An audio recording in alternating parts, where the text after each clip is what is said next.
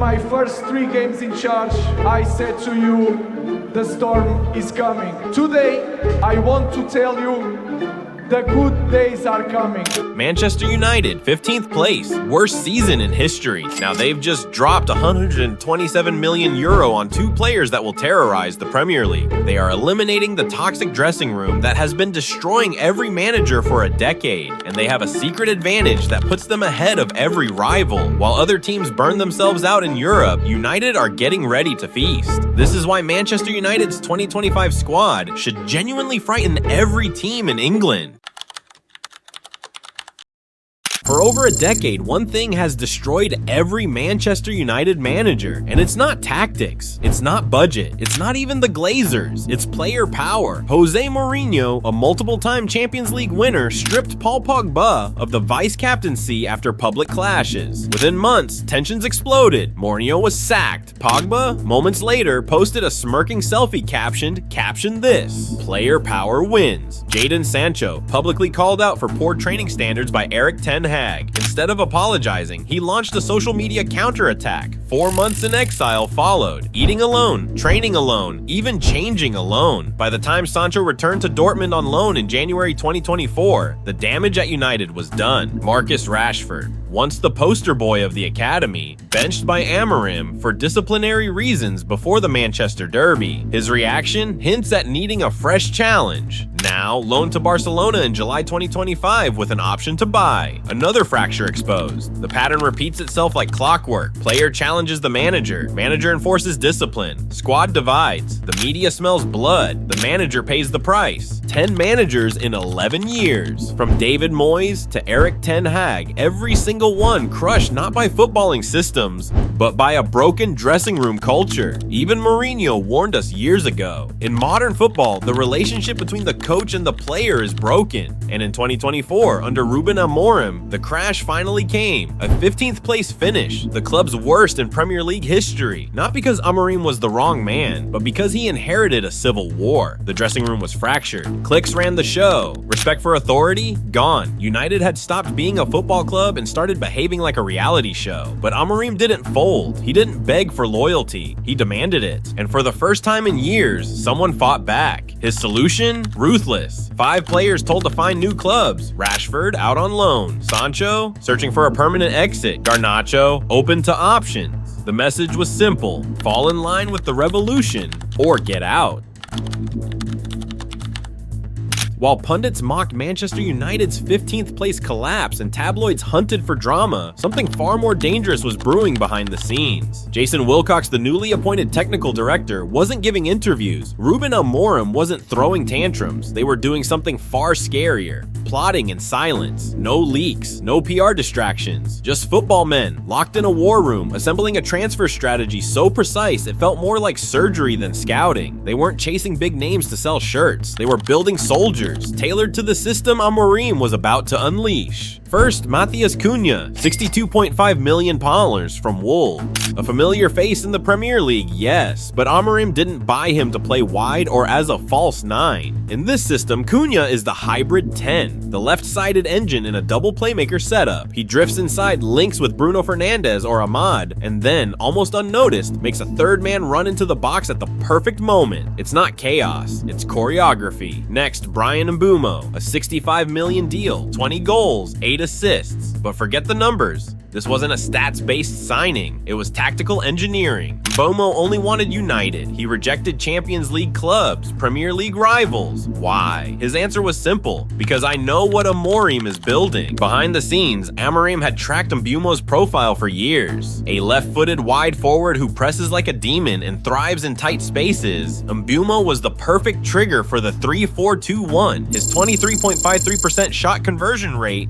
the third best in the Premier League behind Salah and Isak, wasn't just efficiency, it was violence disguised as precision. Add 32 possessions won in the final third, and you don't just have a scorer, you have a weapon, a trigger man who starts the fire and finishes it. And then there's the wild card, Diego Leon, just 18 years old, signed for £3.3 million from Paraguay. On paper, it looked like a small, long-term investment, but in Amorim's eyes, it's the quiet arrival of a future general. Announced in January 2025 and officially confirmed on 5 July, Manchester United wasted no time. Leon was fast-tracked into the senior team and given a 5-year deal. A modern left-back with the spatial awareness of someone 10 years older, Leon isn't about flair or headlines. He is exactly what Amorim wants from his fullbacks. Intelligence first, ego last. A left-sided controller who brings stability, progression, and balance to the system. Piece by piece, it's all coming together. Cunha tucks inside, giving United interior control. Mbeumo finds the half spaces, stretching the opposition vertically. Bruno keeps the ball flowing, ensuring the team plays at Amorim's tempo. Never rushed, never reactive, always in control. This isn't freestyle football, this is geometry. But there's one more piece still in motion. While Arsenal chase Victor Gyökeres in the headlines, United are quietly working on something even more dangerous. Ollie Watkins, 29 years old, 35 Premier League goals in 2 seasons. Not just a finisher, but a link-up monster. The kind of striker who presses without instruction, creates lanes for others, and makes everyone around him sharper. Amorim sees in Watkins the perfect system striker, one who doesn't need to dominate the spotlight, just the spaces in front of goal. Villa wants £60 million.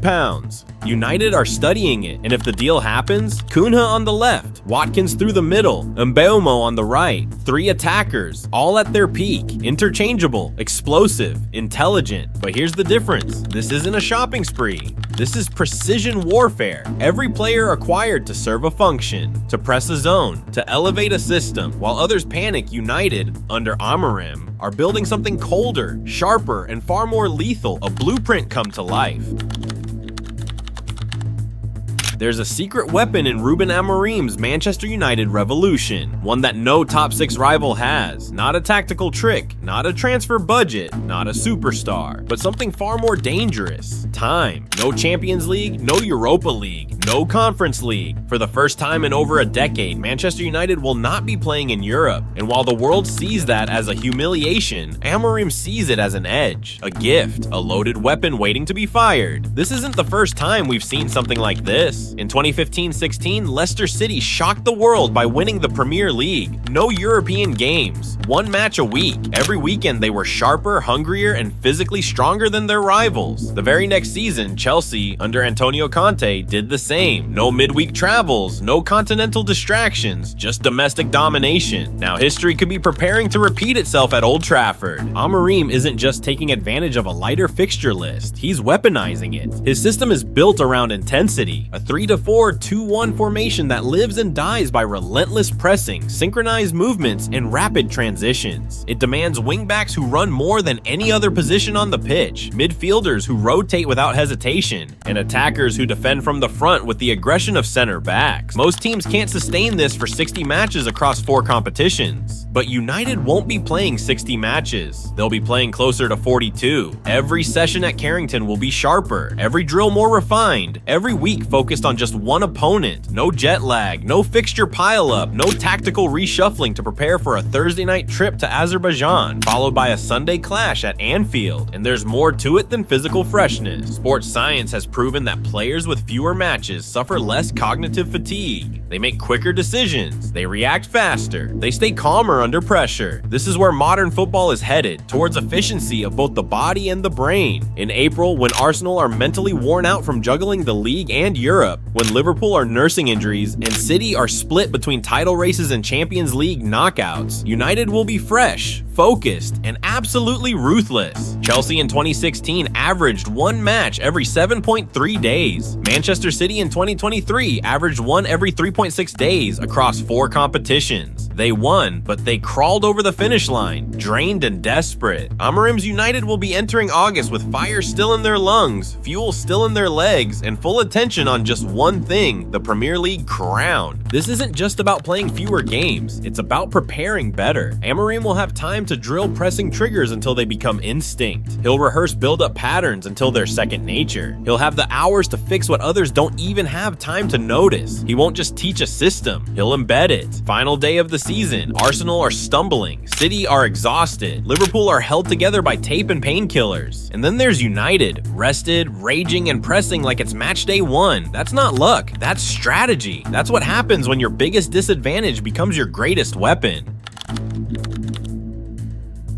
This isn't hype. This isn't optimism. This is a warning. Ruben Amorim's Manchester United isn't just a team in transition. It's a storm in slow motion, because what Amorim is building isn't for next season alone. It's not a quick fix. It's a system, a culture, a weaponized football machine that gets smarter, sharper, and scarier every week. Why should the Premier League be afraid? Because this is a manager who does not flinch under chaos. He walked into Sporting CP at a time of crisis. No clear philosophy, fans in revolt, a team drowning in mediocrity, and turned them into champions for the first time in 19 years. He didn't wait for a super squad. He didn't beg for time. He imposed structure. He demanded respect. He delivered trophies. Now imagine that level of command with the resources of Manchester United, with Old Trafford, with the Carrington training base, with players like Bruno Fernandes, Amad Diallo, and Lisandro Martinez, athletes who already fit the mold of his high-intensity, high-discipline, no-nonsense football. The fear isn't that Amorim will fail. The fear is that he will succeed too quickly. His style is hard to play against, defensively compact, offensively unpredictable, and above all, it breaks rhythm. Most Premier League teams are built on controlling tempo. Amorim thrives on disrupting it. When his team presses, they don't just win the ball, they dismantle your structure. When they counter, they don't just run, they explode into space with surgical intent. And while his rivals will be balancing European nights, injury crises, and fixture congestion, Amorim will be laser focused. One match at a time,